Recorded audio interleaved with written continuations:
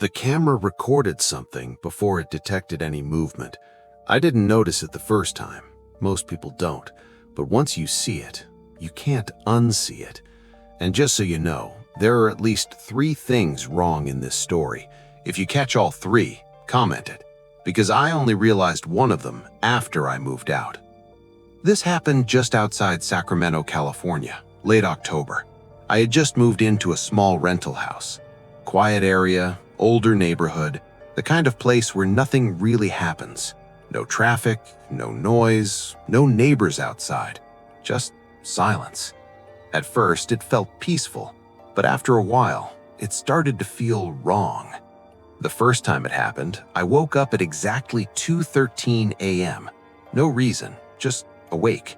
I checked my phone, 2:13, and then I heard it. Clink. A soft metallic sound, not loud, not sharp, just enough to make you question if it even happened. I stayed still, listening. Clink. This time I knew it was real. It was coming from outside, near the side of the house. I went to the window and pulled the curtain back slightly. There's a narrow gap between my house and the fence. No lights, just darkness. But something felt off. Not like something was there, more like something had just been there. The next night, 2:13 a.m. Same sound, same rhythm. That's when it clicked. It wasn't random. It was controlled, like someone was tapping metal on purpose. And this is the part I can't really explain, because instead of feeling scared, I felt like I was waiting for it, like my brain already expected it to happen. On the third night, it didn't come from outside. It came from inside. 2:13 a.m. Clink. From the hallway, right outside my bedroom door. I didn't move, didn't breathe, just listened. And then nothing. No footsteps, no door, no sound. Just silence. If you've ever experienced silence like that, you already know it doesn't feel empty. It feels occupied. The next morning, I checked everything. Doors locked, windows locked, nothing missing. But one thing didn't make sense. The side gate. I remember closing it the night before, but now it was slightly open.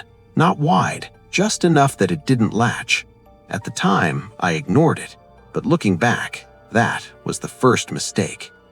That's when I set up a motion camera facing the hallway and left it running overnight. And just remember this, 2:13 a.m. every night.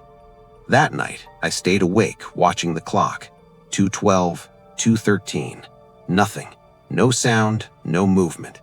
I waited 10 minutes, still nothing. Eventually, I fell asleep. The next morning, I checked the footage. At exactly 2:13 a.m., the camera triggered, but there was no sound, just video. At first, it looked normal. Empty hallway, door closed, nothing moving. Then, I noticed something small.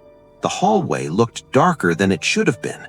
Not by much, but enough that it didn't match the other nights, like something was blocking the light. Then, I saw the door, my bedroom door, slightly open, just a few inches. And I know I closed it. I always close it. But here's the part that doesn't make sense.